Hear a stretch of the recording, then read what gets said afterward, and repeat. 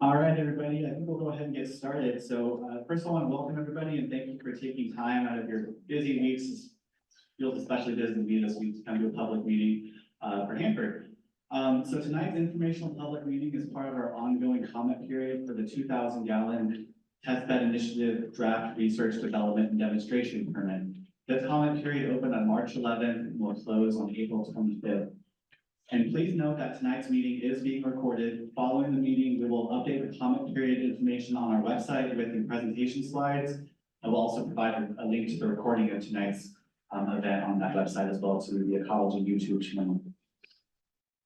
We will not be, as a reminder, this is just an informational public meeting, so we're not going to actually be taking formal public comments tonight, but we will be sharing how to submit comments later on. That being said, the structure of tonight is we're going to have a couple presentations by Ecology and the Department of Energy on the permit as well as the demonstration, and then we'll do a Q&A with those in attendance in person and online to answer your questions. So we will answer questions and have that Q&A, but we're not going to be formally taking comments for the comment period tonight. So following the presentation, like I said, we'll open up the Q&A, and so those online, please put your questions into the chat at any time. And we'll go into a little bit more of the logistics after the presentations. And really tonight we're striving for a productive, respectful dialogue and really look forward to answering your questions and talking about the permit. And I do just want to go over a few more quick housekeeping items and we'll hop right into the presentation part of our night. So the exit of this room is if you head right down the hallway to the left. If you want to use the restrooms, it's down the hallway and to the right. And for those in person, we do have light refreshments available at the table next to Dana and on Griselle. For those online, we're sending you virtual cookies.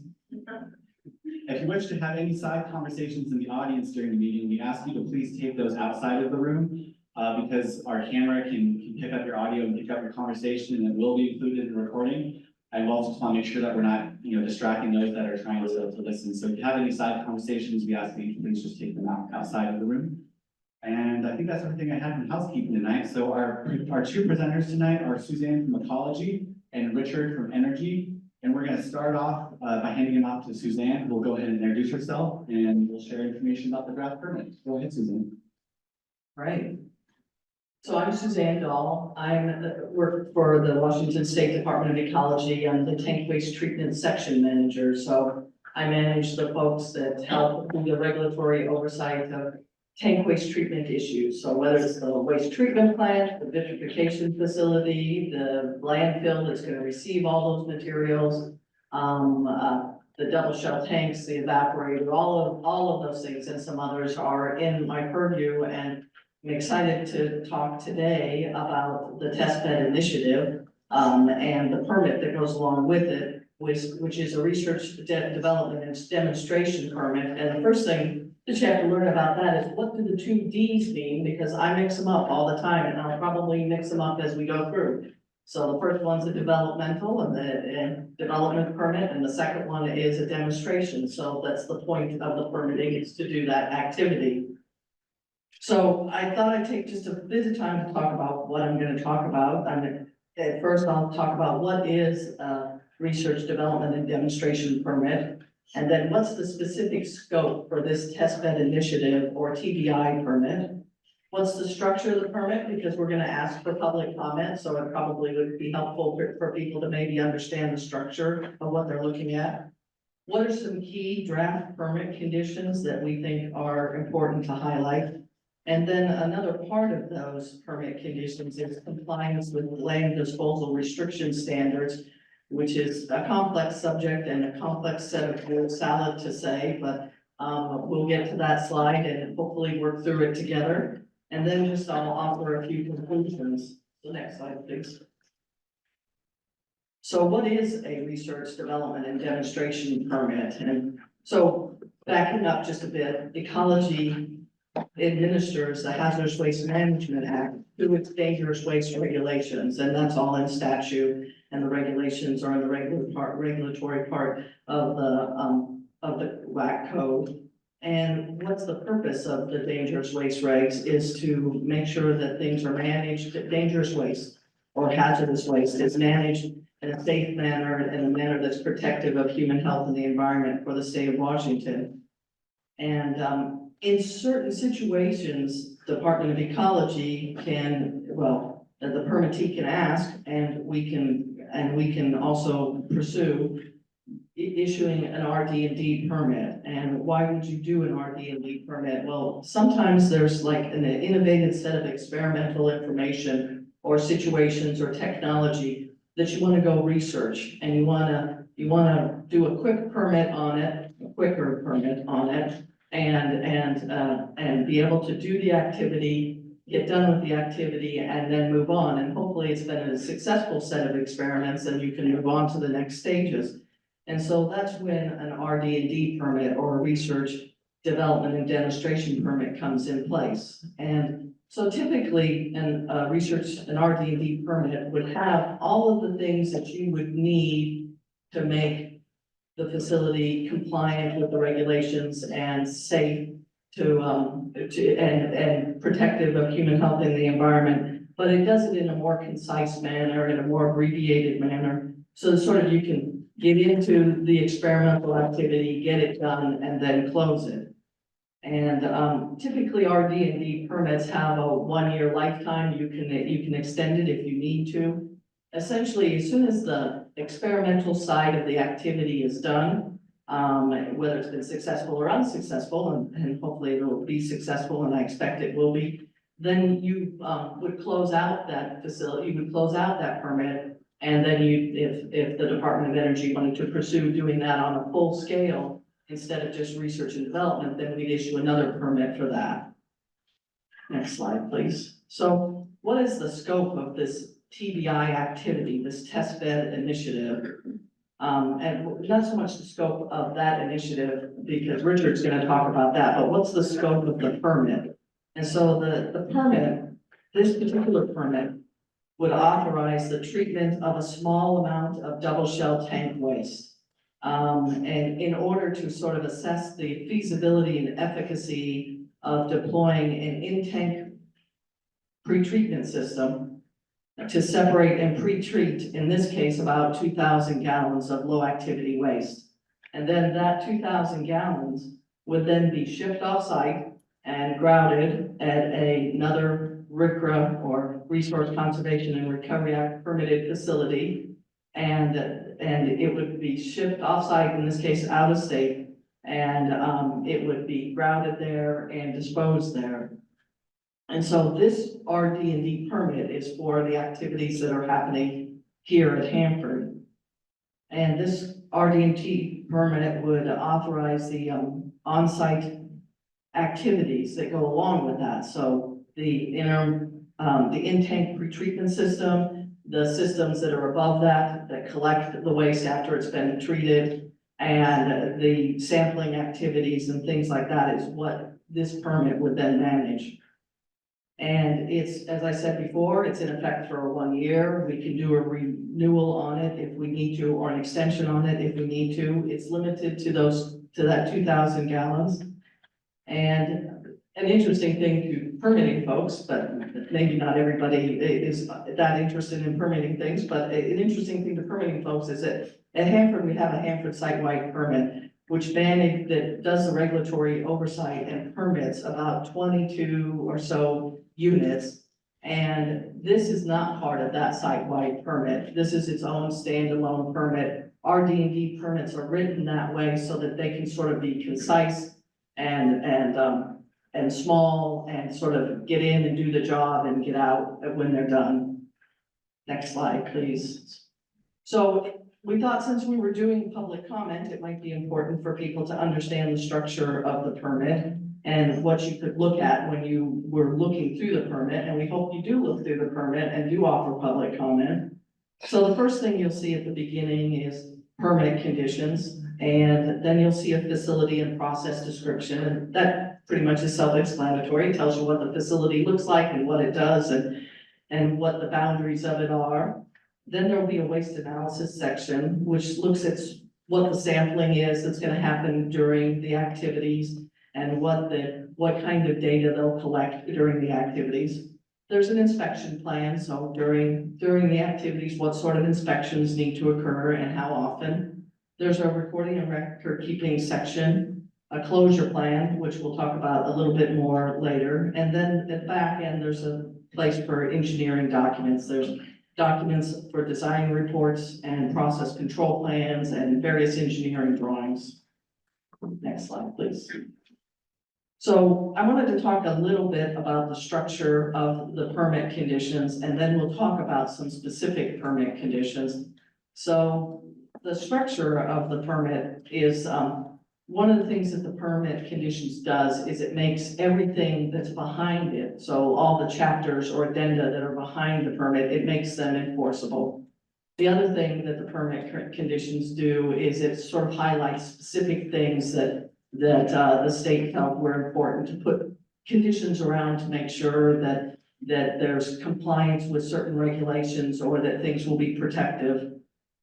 And the first thing that you'll find when you look in there is that there's a standard condition, and that will look very similar to if you went to any other facility anywhere in the state, you would see very similar standard conditions. Then you'll see some general facility conditions that are very specific to TBI. And you'll see some conditions around containers and around tank systems, because those are the main systems that are part of this TBI initiative. And then just to spend a little bit of time talking about what are some unique permit conditions in the draft permit that we'd like you to pay attention to. Of course, look at them all, but these are just some of the ones that we wanted to highlight. Because it's mostly a tank system oriented, the TBI is mostly tank system with some container storage. There's integrity assessments that are done prior to starting to receive the waste, so that's important. And then the system that goes inside, which Richard will talk about in a lot of detail, the system that goes inside has an ion exchange system, and the waste in the tanks is assumed high-level waste, but we want to change it to low-activity waste. And so as the waste is drawn through that ion exchange column, it's taking out cesium and some other radionuclides, and they get stuck to the resin that's in that column. And so that column, that's the purpose of that column, is to filter out those certain radionuclides so that then the waste that comes out the top can be called low activity waste. And what's important about that from the permit standpoint is that now you have this ion exchange column that we're going to need to store on site.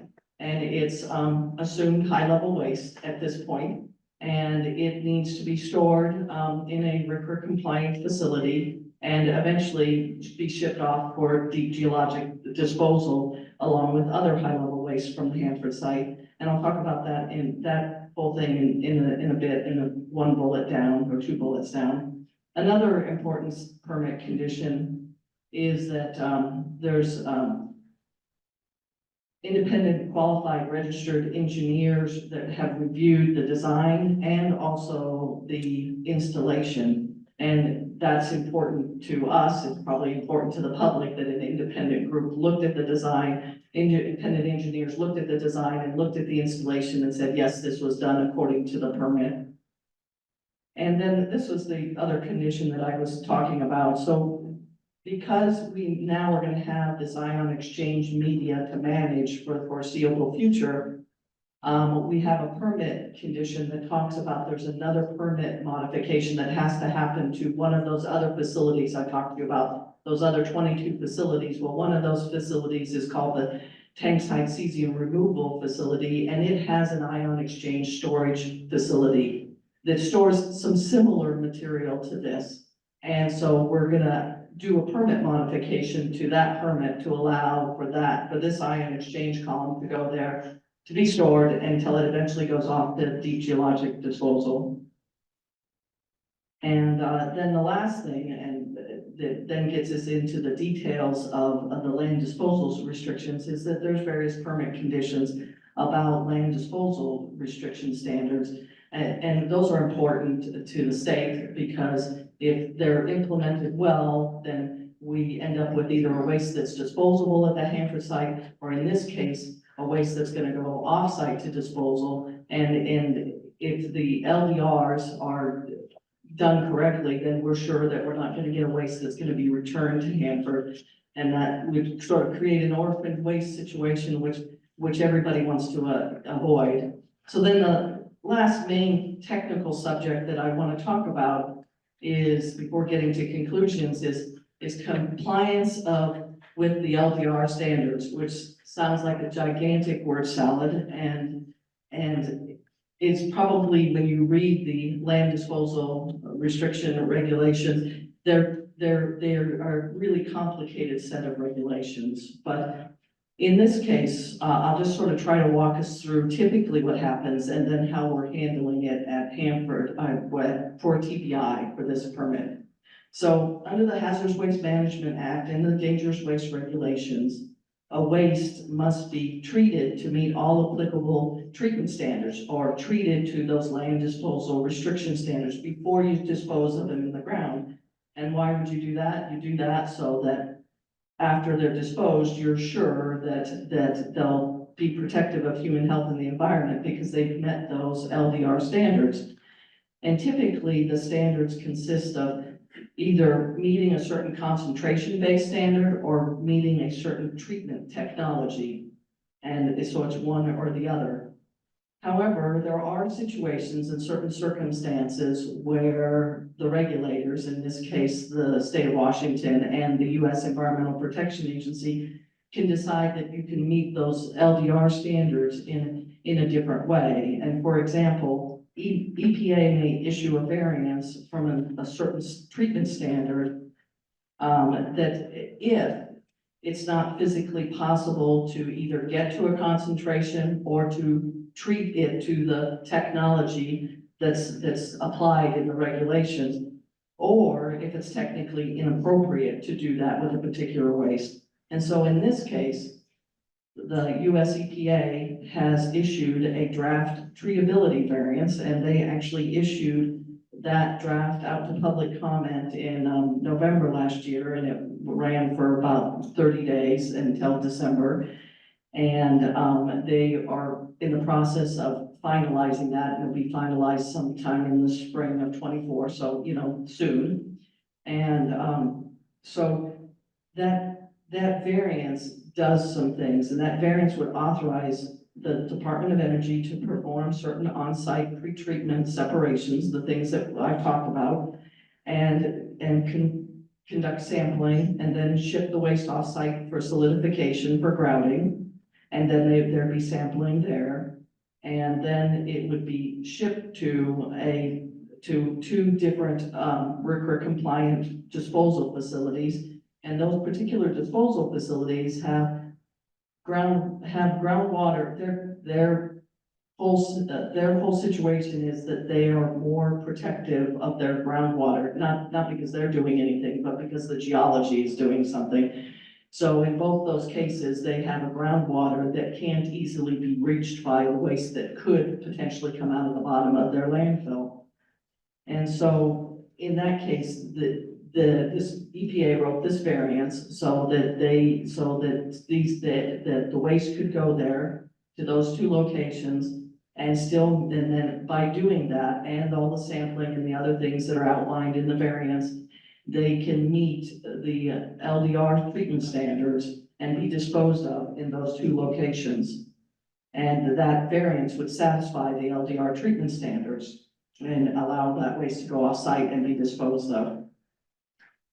And the next slide, so that's the hardest slide to get through, the slide that describes the LDR compliance, and so we survived that. And so just a few thoughts and conclusions.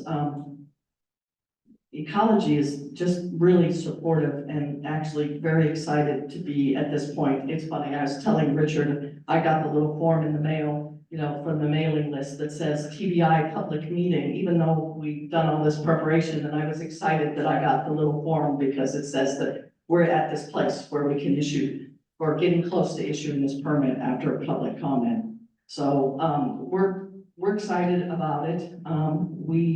We think that it represents a valid disposal path for low activity waste to be grouted, well, to be pre-treated first, to be grouted and to go to off-site disposal. And again, that works for the state of Washington because those particular off-site disposal locations have geologic features that are more protective of their groundwater than we happen to have in our Hanford landfills. And so what we're excited about is that, so we all know, maybe we all know, there's out at Hanford for treating the tank waste, there's the low activity vitrification system that's about to come online. And it's gonna treat a lot of waste and treat it out of the 200 East area, so one side of Hanford. And eventually it'll get to the other side. But having a pathway for waste that could be pre-treated, grouted, and disposed of off-site gives us yet another treatment pathway for tank waste. And it gives us collectively, the community, a way to start getting even more waste out of the double shell tanks, which leaves more room for moving single shell tank waste into it and allows for, you know, yet another pathway for getting more waste treated. And that's overall a good thing because there's 56 million gallons that need to be treated.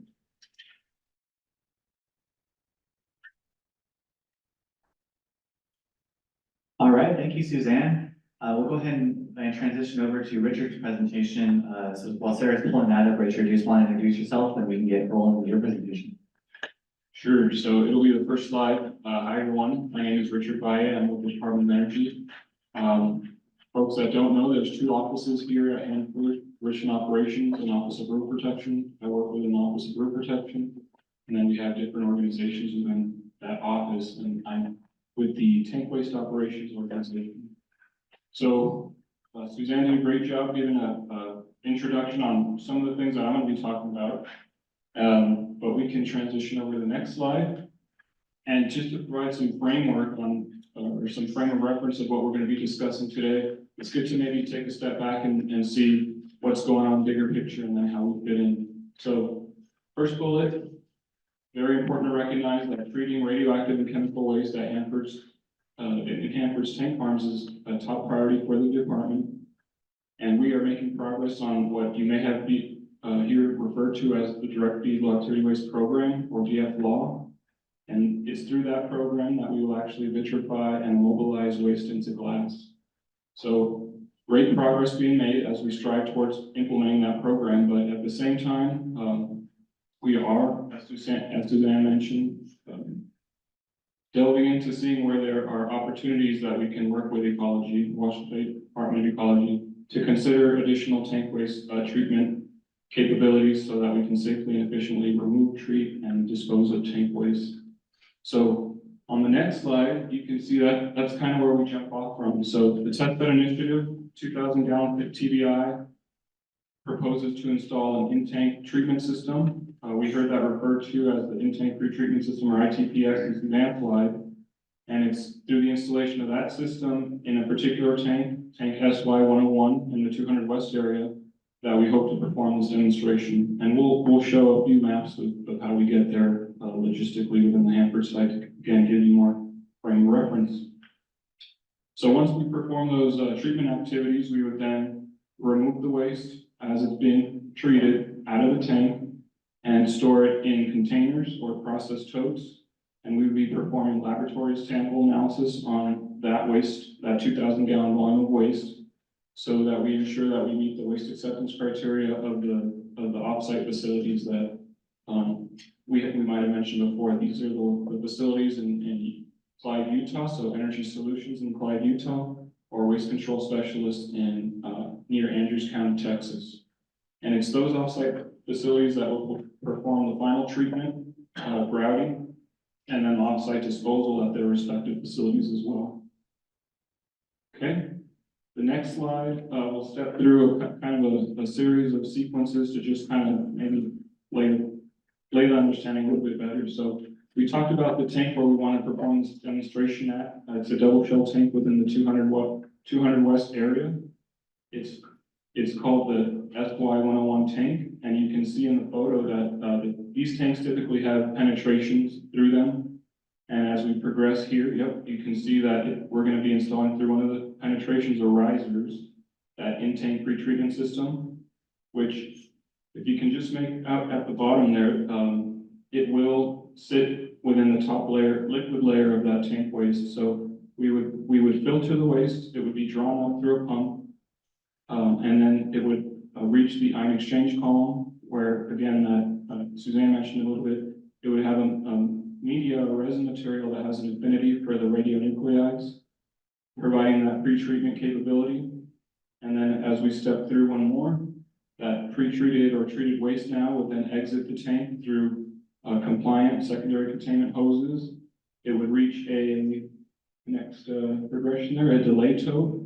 So we would accumulate a volume of liquid here, and then we would be able, in the delay tote, to do some direct readings, radiation readings at the container walls to make sure that the performance of the pre-treatment system is performing as expected. So that's what the delay tote offers. Upon successful confirmation there, we step through one more. We would then continue to route the waste through those compliant hose and hose lines, and then it would ultimately reach its final destination, where it would be loaded into these, it would be 6 process totes or containers is what we call them. And they would be certified through the U.S. Department of Transportation or DOT for compliant traveling on the roadway. And again, as we noted prior, it's at this point that we'd be able to step through that laboratory analysis process to confirm the waste acceptance criteria is acceptable to send it offsite. All right, next slide. And this is where we might have some overlap with ecology, so maybe we won't spend a whole lot of time here, but the first bullet is just citing where this research, development, and demonstration permit is applicable in the Washington State Administrative Code. It's probably worth noting in the second bullet that we, the permittees, are DOE, and in this particular instance, our contractor being Washington River Protection Solutions, we have submitted a permit application to Ecology. And then the third bullet is probably a key takeaway. The scope of tonight's discussion and the proposed RD&D permit with Ecology is limited to those waste management, those dangerous waste management activities on the Hanford site. So while we still want to give you a complete picture of the demonstration itself, we talked about where it's going to be going off-site. Again, key point, sorry to sound like a broken record, but the scope of this RD&D permit will be for those on-site activities within the Hanford boundary. All right. So where is Hanford? Maybe, I think we all know, but for folks online, maybe we are in the southeast portion of the state of Washington. And you can see the Hanford site is made up of a series of areas. We're going to be focusing in on the 200 areas, which are kind of right in the center. And we'll be drilling down to the SY tank farm, in particular, that double shell tank SY101. So if we go forward one, right, we see an aerial view of those 200 areas. Did want to point out the 200 East area, that's not what we're here to discuss tonight, but it gives a good frame of reference because we hear a lot about, as Suzanne mentioned, the waste treatment and mobilization plant, the WTP, low activity waste vitrification facility. That's occurring on the far side there on the 200 East area. And the activities for tonight's discussion are again in the 200 West area.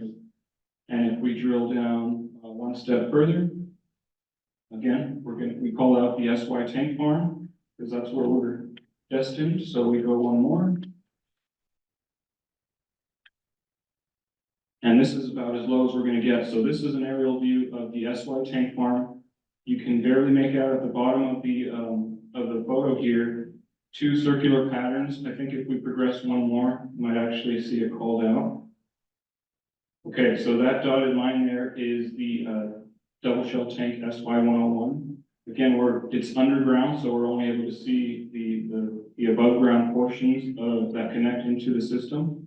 But the purpose of this slide will be kind of to point out what's going to be installed and touch on some of the systems that we already described earlier, but again, to give context on where it's actually going to go. So we do one more. This is the TBI system that we're proposing, and we'll have a few callouts here that kind of make sense of it all. So again, we're focusing on SY101. If we step one more, We call out the riser adapter assembly, so that in-tank pretreatment system is going to be installed in a riser and a penetration within the double shell tank. So we need a way to adapt that system so that can actually be installed and inserted into the tank. Okay, so the riser adapter assembly. Next, we call out the delay tote. So we talked about that already. You can see its general location there. That's where we'll be able to perform measurement readings so that our treatment system is performing as expected. Upon successful confirmation there, we will then route the waste through a distribution manifold, and that's just a way of saying, a way of manipulating it to those process totes. So a manifold system to be able to direct the waste to any of those 6 totes, which should be called out in the next progression. So there you see the distribution manifold allows us to route the waste to the process tote assembly, and you can see it says storage area A. If you'll let me, I'll explain that there at the tail end. But if we progress one more, we can see the operations for operating the system are performed locally at the call out noted. One more. Power supply for the system is located exterior to the tank farm. Again, an abundance of caution for safety. We step through one more. I think this is called out the backflush skid. I might have missed it, but it should be the backflush skid. So down below, you can see a call out for a backflush skid. So when we're done processing and performing the demonstration, we have a way of cleaning and backflushing through chemical cleaning, primarily over that in-tank pretreatment system. And if we progress one more. Here we have the call out that I wanted to get to prior. So we have a storage area B called out as well, and that's something that Ecology worked with us on. So you can see storage area A is kind of in the thick of things. We hope to perform the demonstration, collect the waste, and then while that laboratory analysis is ongoing, there might actually be a need from our operations. So the folks that operate within the tank farm on a day-to-day basis may have actually a need for that real estate. So we worked with Ecology and said if there was a need, could we please store the process tote assemblies outside of the tank farms, outside of where it may impede operations. And so we have a storage area B that's allowed in the permit if we still need it. Okay. This is another one of those overlap slides. So I think Ecology had already mentioned this. This is our permit application. I think all the sections were kind of noted. We did talk to some of the analytical documents in the data quality objective and sampling analysis plan. Probably of note here is that this is for the laboratory analytical portion of the waste within the totes. So both of these documents are specific to what we would be doing for, again, the waste within the totes. And then we touched on the design documentation, the reports, the calculations, and engineering drawings and others that were also provided as part of the application. And these should all be available on the Ecology website for your reviewing. Right? So kind of in conclusion here, the proposed RD&D permit application was developed in accordance with the required regulations and the guidance that has been provided for us that's out there. Some of it's published through the Environmental Protection Agency, but we did work with Ecology on reviewing the application. And then as we noted as well in Suzanne's presentation, the RD&D permit will terminate upon successful implementation of the closure plan as described in the application. That might be the end of it for me. All right, and so with that, we'll go ahead and move into the question and answer portion of the evening. So while the Q&A is happening, Sarah's actually pulling up the slide right now on the screen, sharing how to submit comments.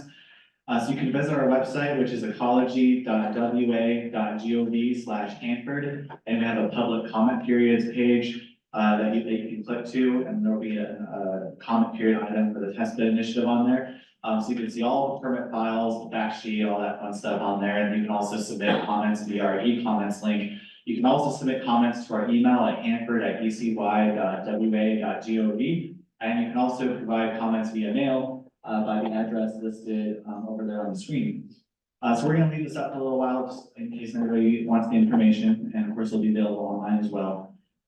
So if you're in the meeting online, while we're doing the Q&A, we ask that you please put your question into the chat box, or please write into the chat that you'd like to ask a question, so we can do our best to maintain a queue. So we have multiple options there. So if you want us to read your question, we'll have Dana read your question aloud. If you want to read your question, just put it into the chat and we'll unmute you when we get to your turn. If you're in the room, we just ask that you raise your hand here in a few minutes, and on the Grisel will walk over to you with actually my mic here, and we'll just, so that everybody online and in the room can hear you. There'll probably be a couple seconds of awkward silence while we just get the mic over to you, so just bear with us. We just want to make sure that everybody can hear everybody that's asking their question, particularly those folks online. We'd also like to remind folks to please ask just one question at a time. If you have more than one question, we're happy to get back to you and circle back to you. We just want to make sure we're giving everyone an equal opportunity to ask their questions, while also making it easier for our presenters to track and answer one question at a time. I know it can be disorienting to feel, 3 or 4 lengthy questions all at once. We really don't want to miss any questions. So that being said, we'll go ahead and I think we'll start in the room so folks online have a chance to input their questions or start a queue online. But does anybody in the room have a question that they would like to ask? I see one in the back, and my mic on this.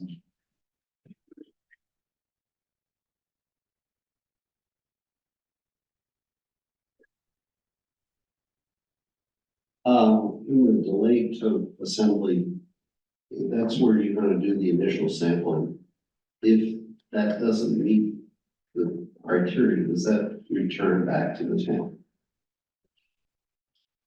Yeah, that's correct, but I would just clarify that we won't actually be performing sampling there. We're gonna be doing a quicker direct measurement readings of the surface or kind of the exterior surface of the tank, so that it can indicate the performance. But yeah, overall, if it's unsuccessful or it's unfavorable results from those readings, then they would be diverted back to the tank. Correct. Any other questions in the room yet? I got that.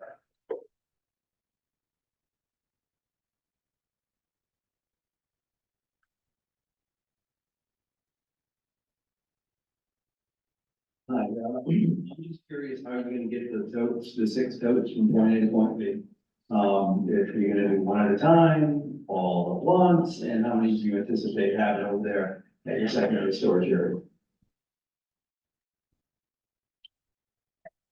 So there'll only be one storage area. The flexibility that Ecology provided to us is just the location of where the 6 would be stored in the meantime. But our plans right now, and again, sound like a broken record, but the scope of today was what's happening on the Hanford site. But just to answer that question, so we do plan on dividing the shipment. So there's 6 totes. We would envision sending 3 to Utah and 3 to Texas, and they would be sent via truck.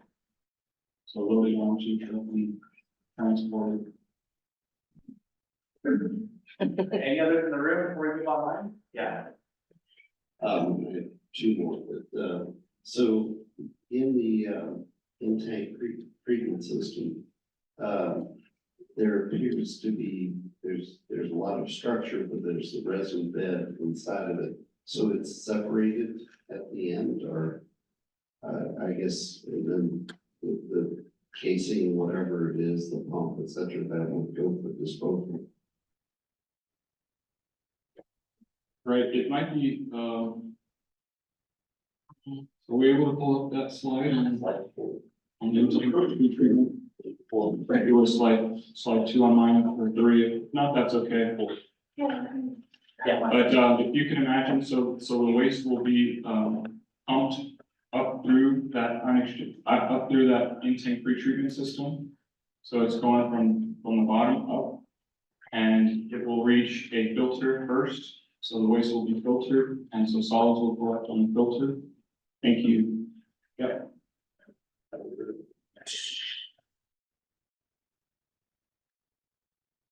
Okay, so again, so the intake pretreatment actually sits at the bottom there within the liquid layer. It's going up. So it'll first reach a filter, and so separate solids through the filtration. Solids will accumulate on the filter, and then you'll have now filtered waste further traversing up, it'll reach the ion exchange column.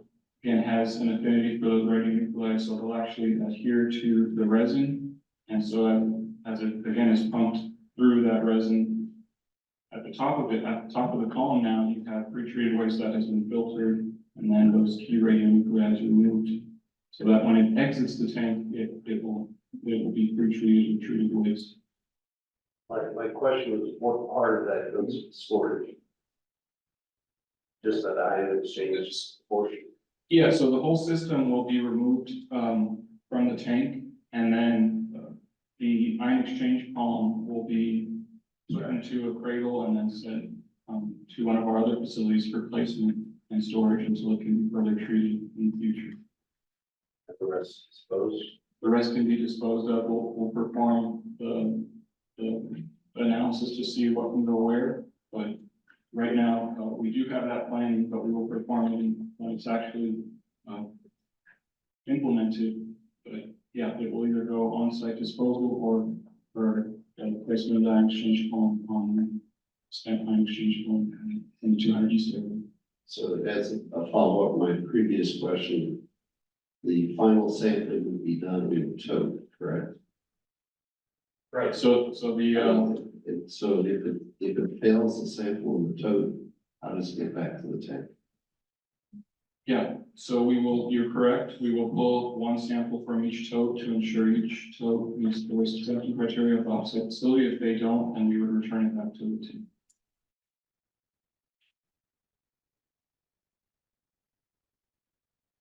Okay, we'll go to some online questions now. Our first one's from Jerry Paulette. He says, the fact focus sheets say the permit anticipated to be valid for 1 year. Can you discuss what starts the permit period and when it ends? Is it by date or by moving the 2,000 gallons? That's a good question. I'm pretty sure that the permit starts when we issue it, effective after we respond to public comment and issue it effective, and then there's a 30-day wait period, and I think at that 30-day wait period, the permit would start. The 1 year would start. Okay, and our next question comes from Dan Solitz. Please excuse me if I mess up your name. Could you please give a more detailed account of testing the grouted waste, and will the test results be shared?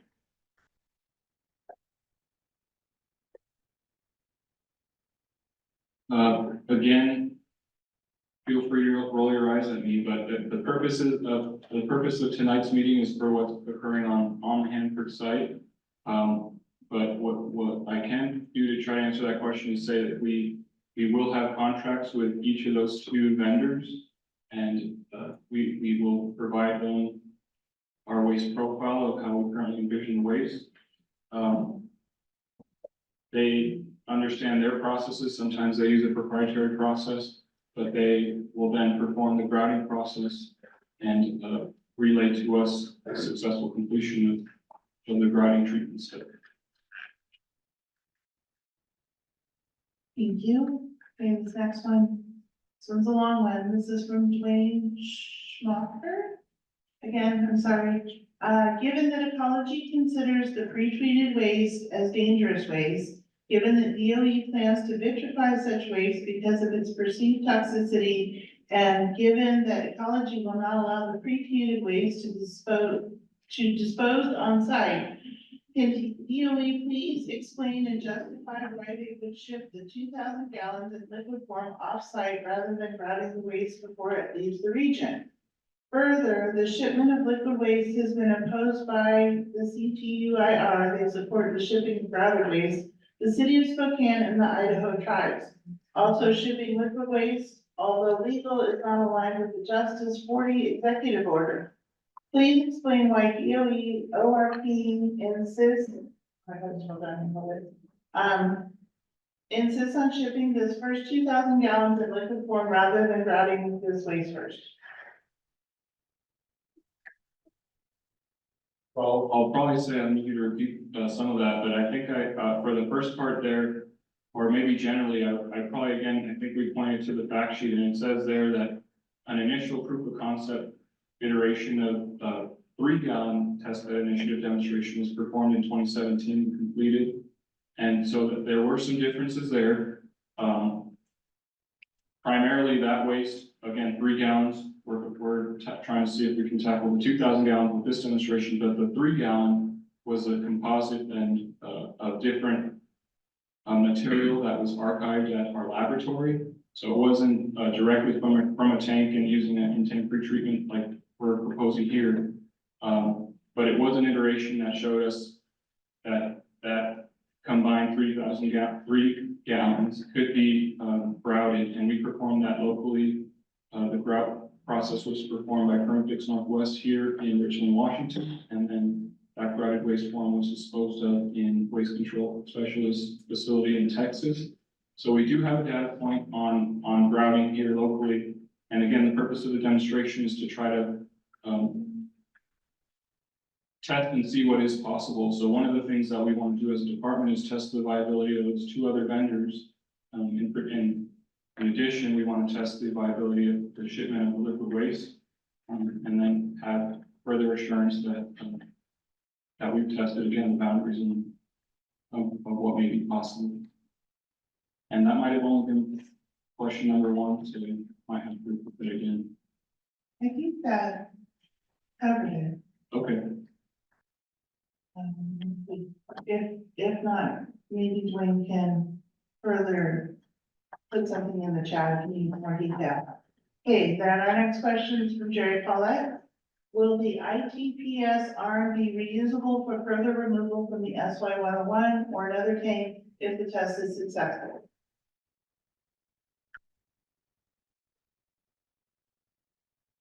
So we will not be reusing it, and one of the conditions if in the permit calls for its just removal and disposal. That's part of the closure of this demonstration. So we will be doing that. We will be performing the demonstration, and then upon successful completion, be removing the in-tank pretreatment system. Certain portions can be disposed of on site in our landfill, and then like we talked about, the spent ion exchange column will be placed and stored on the spent ion exchange column pad in the 200 east area, awaiting further treatment.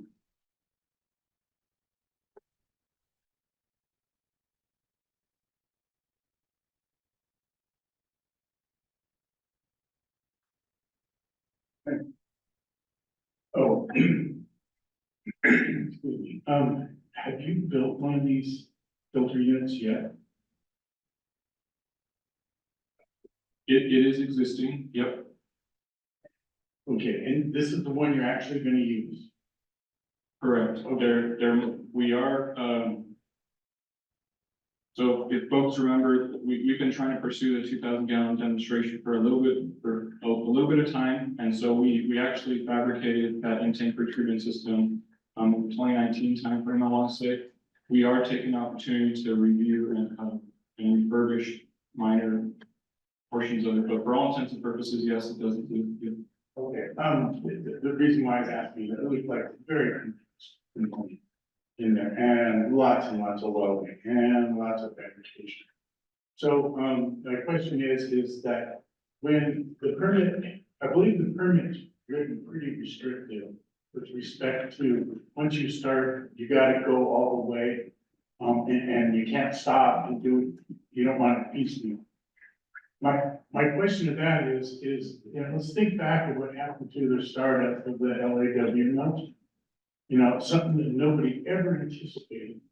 Okay, and if there was a timeline, they have 90 days to get this thing accomplished, once they start the pumping. I think it's unreasonable for the state to be, if they're making a good effort at it, I think that you should certainly extend that period and get the job done rather than terminate. Like I said, if you look at the permit, it seems very restrictive in a lot of those areas. That you could shut the process down for some of these little minor things that might happen. That's what I got to say. So I think that's it's a good concern, and I hear it, and I'm, when we put in the timelines and things like those, those timelines were from the Department of Energy, from their permit application. And so I don't think that we added any extra restrictions. I think we took their schedule and put it in. And I'm happy to be wrong if that's the case, but I do agree with you. If things are working and there's a hiccup here or something that needs to take some extra time, I think we would definitely consider that. I think the year in the permit is actually more than enough to get the activity done based on the schedule. But if there was a need for an extension, we would certainly consider it. Oh, we want to see the activity completed as well, so we don't want to just cut something off prematurely.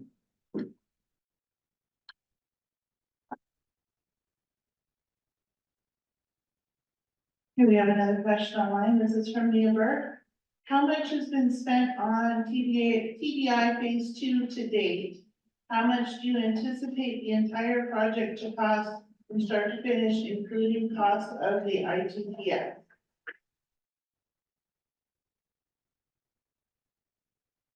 So probably can't add on the pinpoint specifics, but what maybe the best way to try to answer that is we did receive $17 million appropriated from Congress specific to this demonstration.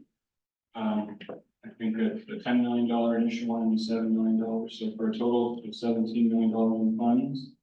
And right now, I believe we spent about 9 million. So just nice round numbers, but we are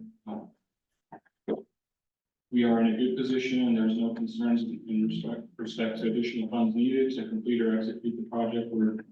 We are okay in that respect, and I hope that answers the question. Do we have any other questions in the room before we go back to online?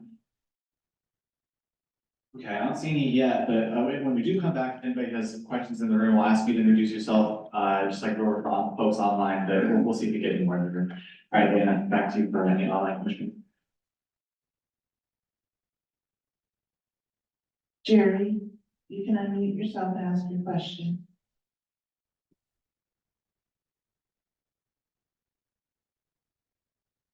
Thank you. Let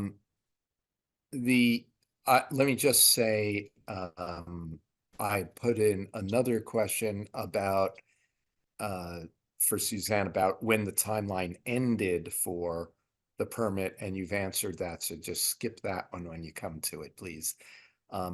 My question is based on the concern over the significant difference in risk, environmental and economic and programmatic risks from moving liquid waste instead of moving solid waste.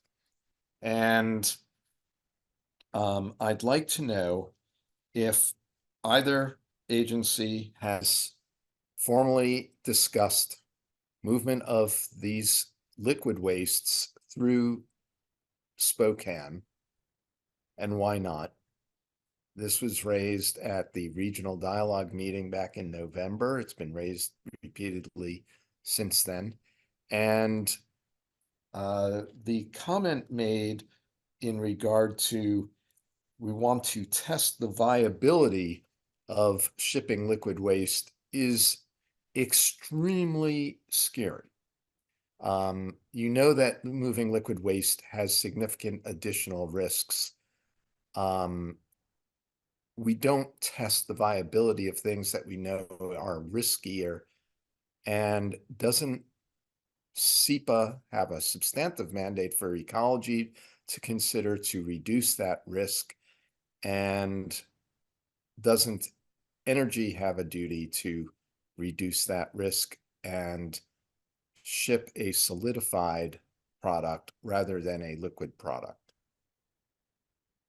So the first part for each agency is, have you consulted, and is there a record of that, with the city of Spokane, which had formally objected to shipping waste the other direction through downtown Spokane, including liquids, when the US Department of Energy was still shipping waste through to Hanford, including an agreement that Ecology had made with Energy to allow such waste to be shipped.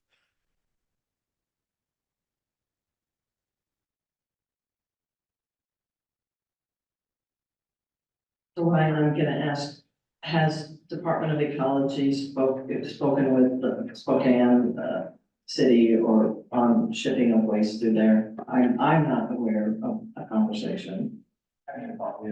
Yeah, we need to follow up on that, and we will. So to try to answer parts of the question, Department of Ecology has had conversations with Oregon Department of Energy and on liquids, and I realized the current shipping route, when we had the conversation, it wasn't clear what the shipping route was going to be. But at the time, there was perhaps the thought that it was gonna go through Oregon. And so we did have a conversation with Oregon and confirmed that Oregon allows the shipment of radioactive liquid waste transported on Oregon highways. It obviously has to follow certain protocols, et cetera.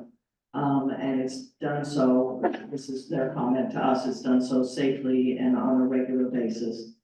So that's, and then we'll have to get back on the answer, for the city of Spokane and how we've interacted or haven't interacted there. And then just to touch on the SEPA standpoint, which is the State Environmental Policy Act. So there's two acts. The state has the State Environmental Policy Act, which is, and which governs how you do environmental impact statements for the state of Washington.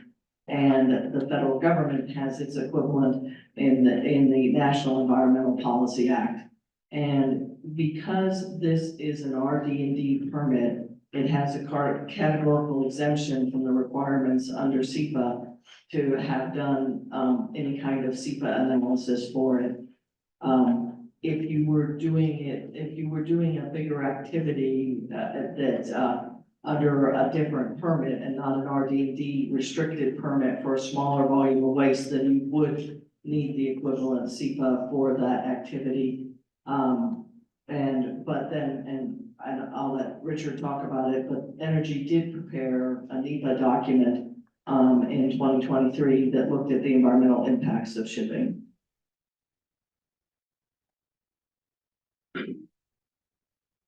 Yeah, I think you touched on one of my comments. The first one, I'd probably, again, start out with saying the purpose of tonight's meeting is to discuss the on-site activities.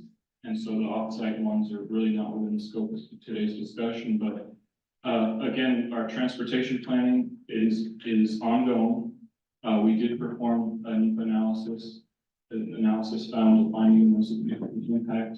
It did look at transportation, shipment of liquid waste, amongst variety of alternatives, and found a finding of no significant impact.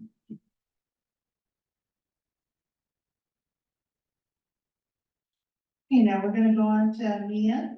She has a question. Can you explain the delay tote radiological dose rate survey and how that works and what would cause the waste to get sent back to tank SY-101? Is this test done each time the delay tote is filled?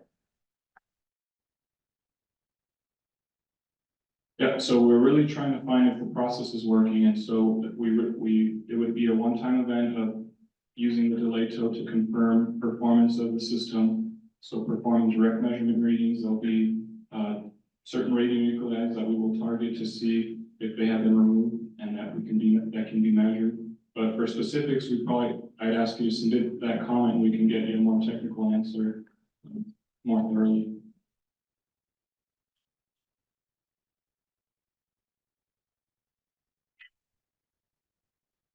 Okay, Dwayne has another question. Given the pre-treated waste will be manifested as mixed low-level waste, why is the variance required at the disposal site as a condition of Ecology issuing the TBI RD&D permit? Why did Ecology force the EPA variance for disposal sites out of their regulatory jurisdiction?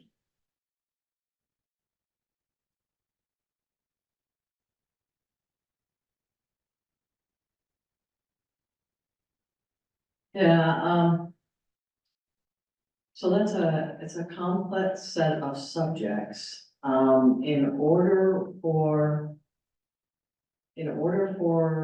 ecology to be okay with how the LDR restrictions, how the LDR standards were being met, we needed to either see that it was being treated to certain concentrations or treated to by certain technologies, or see that there was a variance in place. And that's when, Department of Energy and Department of Ecology and the US EPA worked on a treatability variance. At a national level, they couldn't do a treatability variance just in the state of Washington because it's offsite, it's out-of-state disposal. And they couldn't do just a treatability variance at Utah or Texas because part of the treatment happens here and part of the treatment happens elsewhere. And actually,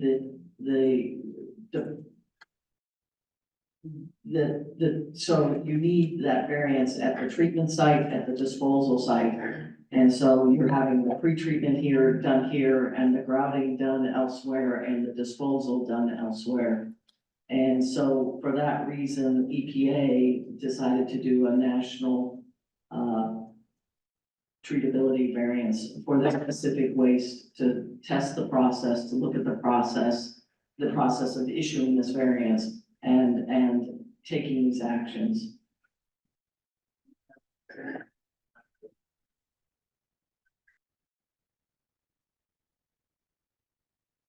we have anybody in the room that has a question? Just give it a quick second to see if anybody in the room has a question.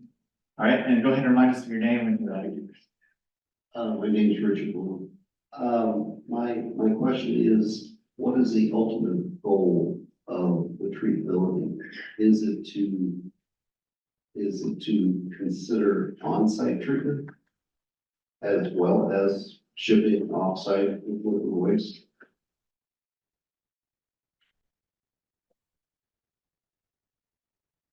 So really, there's no further, planning outside of what's presented here today. We do think it's a valuable data point worth pursuing. So again, we can test multiple vendors for potentially future decisions. The shipment of the liquid, as we indicated, the efficacy of the intake pretreatment system. So really, it just affords us a lot of good data points worth pursuing, maybe for future decision making, but there are no decisions at the moment that would progress it further. And if there were, that would be analyzed in separate regulatory documents, separate permitting. I'm not sure if that answered your question. Anybody else online or in the room before you go back on? All right, I see a couple. All right, again, just remind us of your name and ask your question. Yeah, Rob Davis. Could you describe success?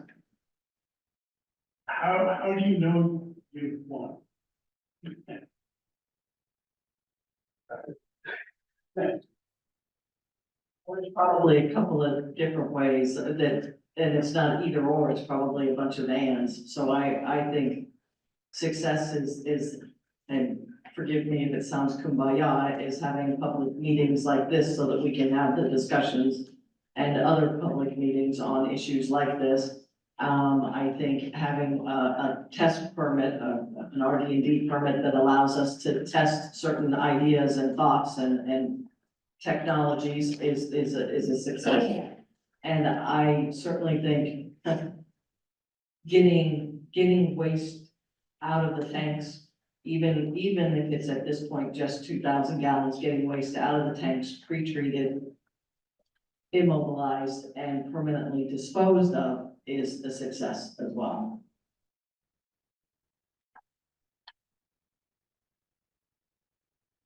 I would offer the same thing, and maybe you said it in a different way to them, but even getting to the point of having the permit application, the draft permit for ecology, and some of the other different regulatory documents, and working through that, navigating that process, is a large part that also cannot be forgotten, but then success being 2,000 gallons.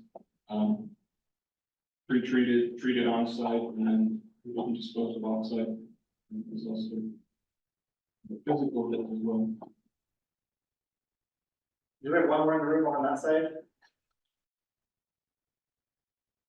Hi, I'm Doug Ford. I'm just curious, does NRC have any role in overseeing this process? So that is a different regulatory action that DOE took again tonight. We're here to discuss RD&D permit for the on-site activities, but we did consult with the Nuclear Regulatory Commission as we work to identify the waste as other than high level or low activity, which is in the jurisdiction of the Department of Energy. We did consult with the NRC for our waste incident order processing and evaluation. We're going to go to our online questions. We have another one from Mia. Can you describe the sampling process, including timing and type of sample, one per tote or composite sample for processed totes, and how that information is used to determine if the waste meets the WAC requirements? So the plan will be to take one confirmatory grab sample from each processed tote that has been pre-treated through the tank pretreatment system. The laboratory analysis is described in those two documents, and probably in the section of the RD&D permit, also describing waste analysis, but our data quality objective and our sampling and analysis plan would be two key documents I recommend looking at. And again, taking those 6 tote samples, the laboratory that we would be performing the evaluation is the 222S laboratory on site at Hanford. We would be doing a full suite of characterization of those wastes to include radiochemistry, organic, inorganic constituents, and then all that would be analyzed against the waste acceptance criteria of the 2 receiving facilities prior to making on-site shipment.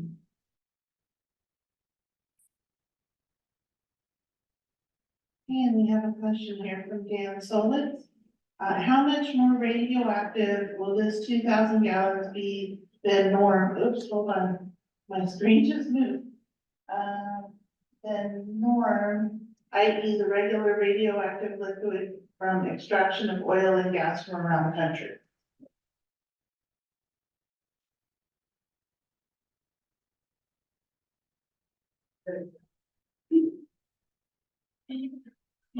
Trying to figure out the best way to answer that. You know, we do have an evaluation for the radioactivity of the spent ion exchange column after a successful demonstration of TBI. I'd probably ask that you submit that comment since I can't recite the value off the top of my head, but it would be a value presented in rad per hour for that spent ion exchange column, and that might be able to help answer your question, but probably still recommend you submit the comments so we can get you the exact value and answer to that.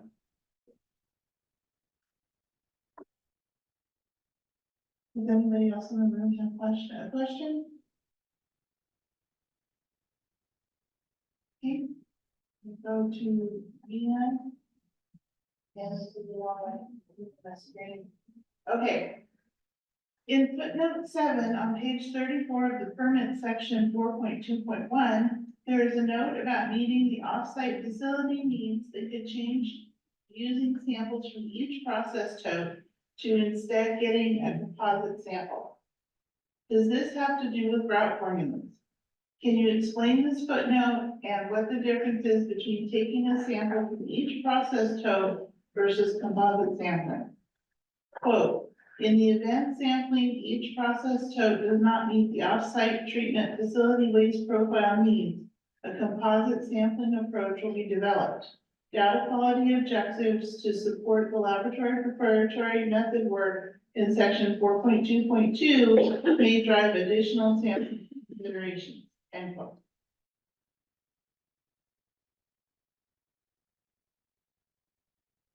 eat parts of that if you would like.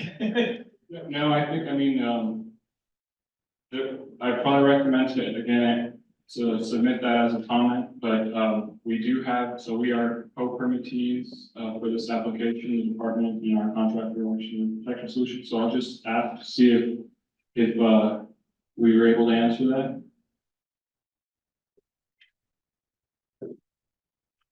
The footnote was put in there because we can't predict everything right now, and so we believe sampling each toad is gonna be perfect for representativeness, but it's just kind of a situation, if something comes up, we can't predict, it's something that we might be able to address and use to help us to complete the effort and get the waste off site.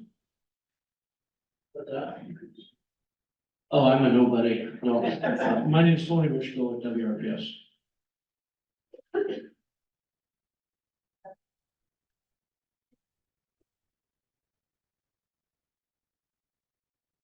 All right, last call for questions, either online, we'll give it 30 seconds, if anybody wants to put anything in the chat, we might have one. Okay, anybody in the room have the last question before we go back to the last online question?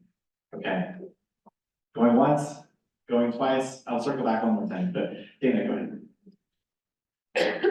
Mia has a question. What vapor protections? Yeah, there we go. What vapor protections will be provided during the TBI phase 2 test? I've looked, where are they referenced in the permit? So I'd first say that the double shell tank that we're gonna be performing this demonstration on has active ventilation. So for the activities that are gonna be performing, the pre-treatment process with the intake pre-treatment will have active ventilation. And then we also do have controls on the above ground equipment in forms of filters that are provided in the engineering drawings and maybe in some of the reports. So if you want, I'd say please submit that comment and then we can provide you and steer you where they're actually in some of the supplemental information. Thank you. Mia continues. What is the maximum time the process totes could be sitting around if an extension is requested beyond the initial 90-day time period from when the sampling results report from the process totes is received?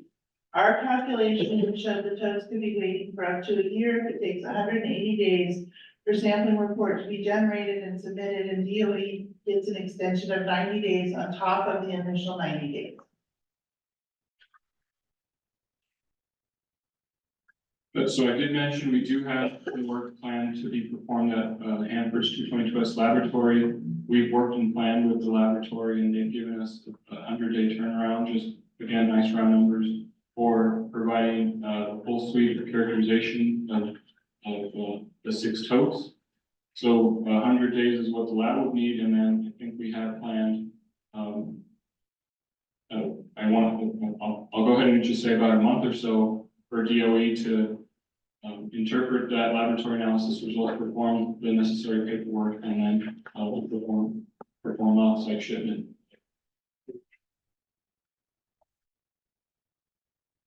Just one other clarification point. I heard that the 90 days, I just want to clarify that there is no 90-day provision in the permitting documentation. The RD&D permit provides for permitted storage. So there's no 90-day clock regarding the process tote management.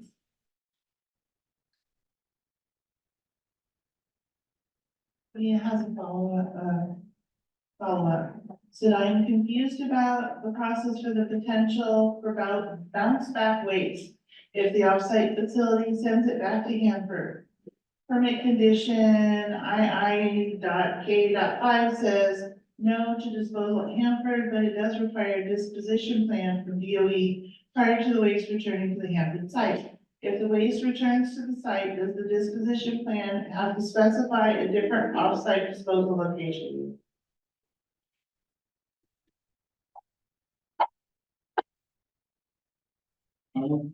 So and best form of answer there is that, again, we have identified the 2 vendors that we hope to use. We have engaged with them and have shared preliminary results on what we feel pre-treatment will look like. They also have what the treated waste looks like in the tank today, because we have taken grab samples of what's existing today prior to pre-treatment. And so we continue to work through the process with them but they have shown no indications that they cannot treat this way. So. And I would probably offer up if there's another technical question there, then please submit it in comment and we can try to address it. Thanks, Richard. So I think we have one more that came in online, but I want to do one final check for in the room. Is there any final questions in the room that anybody would like to ask? Okay, not seeing anything. We'll go back to online for 2 questions, and then we'll probably round it up after that, since we're getting close here. They just keep coming online. Okay, so, let's see. So Jerry has a question. Does Ecology have a concern over future reuse of the ITPS pump arm with the ion exchange column removed? Is that driving a requirement for disposal?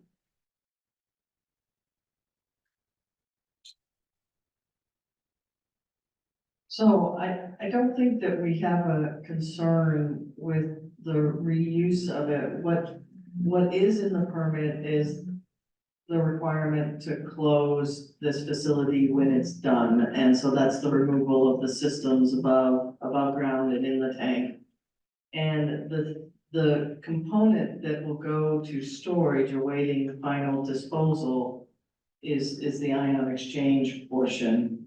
The structures that contain that in the arm, I really think is up to the Department of Energy on how they would surplus that or not, or store it, dispose of it, yeah. I mean, there is a potential, right, that it's, well, no, it will be contaminated because it's been down in the tank waste, and now I'm starting to think out loud, right, so it's in the tank waste, and so where would you store it and have it be stored so that it's not protective of you know, so that you don't have an issue with somebody being contaminated? That's the problem with it is it's almost a single use item, right? Our plans would be to dispose of, everything except for that ion exchange column, which would be used awaiting for the treatment.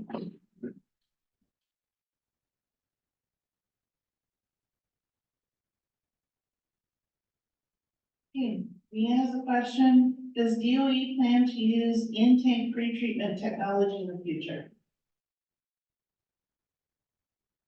We have not made that decision, and we have either for or against,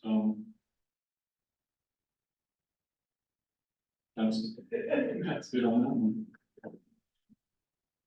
And now Liz Matson was wondering if Ecology can answer the piece about the disposition plan. I believe that was, yes. Yeah. And you need to reread that portion again? Yeah. It says the process for potential for bounce back waste. If the offsite facility sends it back to Hanford, permit condition, IIK5 says no to disposal at Hanford, but does require a disposition plan from DOE prior to the waste returning to the Hanford site. If the waste returns to the site, does the disposition plan have to specify a different offsite disposal location? So, you know, I'm hoping it doesn't happen, but I realize that in asking the question, we're wondering if, you know, that it could, right? And for all the reasons that Richard talked about is why we're less concerned that it might happen, but you know, there's a permit condition there for a reason that the waste can't be disposed of here. And then there's also the requirement for the disposition plan as well. And that disposition plan, depending on what it said, may be in opposition to the permit condition. Or it may not be. The Department of Energy may find an alternative disposition. I think that's a question that we sort of have to wait until it happens to see if those two things end up in opposition to each other. But as it stands, Ecology stands by the permit condition and would have to solve any incongruences in the future.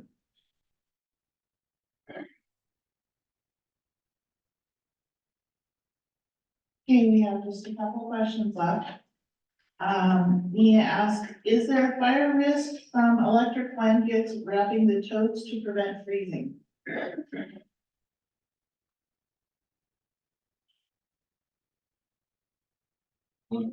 I don't recall, proposing the use of electric.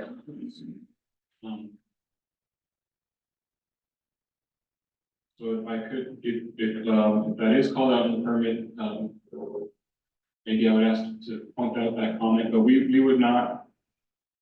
We have a nuclear safety program that takes into account fire protection, and we would not, institute any control through the rigorous evaluation that that program requires that would provide a credible hazard like that.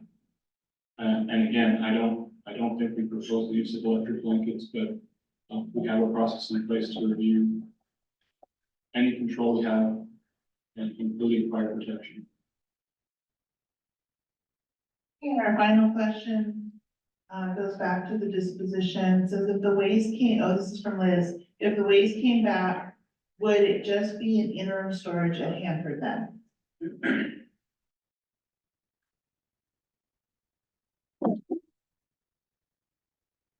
This is Richard for DOE. So I would say again, we plan on taking the sample of each tote and then reviewing that against the waste acceptance criteria, and we will not send a waste stream that offsite that we know cannot be treated on receipt of the confirmation of laboratory analysis. So I think Ecology put in that condition for their assurance, but then I'm gonna go ahead and say we were okay accepting that because we knew that we would not have to step into that because we would not ship a waste offsite that cannot be treated again upon reviewing it against the waste material for this offsite vendor.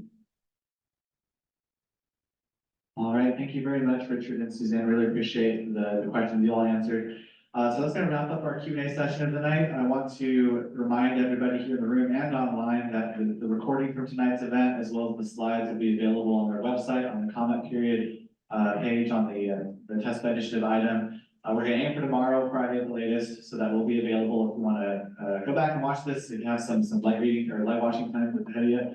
And with that, just a reminder, the comment period will close April 25th. Please get your questions in. We'd love to hear from you.